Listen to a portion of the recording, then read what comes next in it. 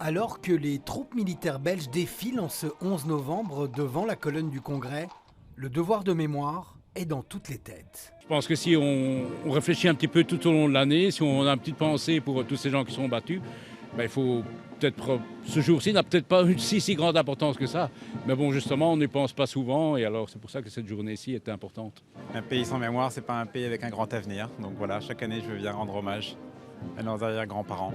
Une journée du souvenir pour commémorer les soldats morts au combat, les victimes des deux guerres mondiales et les militaires tués lors de missions de maintien de la paix depuis 1945.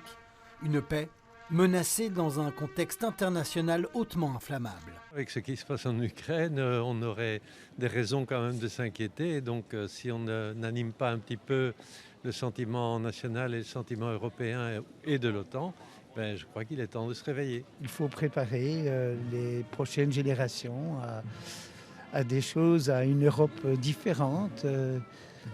Mais je crois que c'est important que les enfants le sachent. Les pays se font la guerre, les pays ne respectent plus le droit international.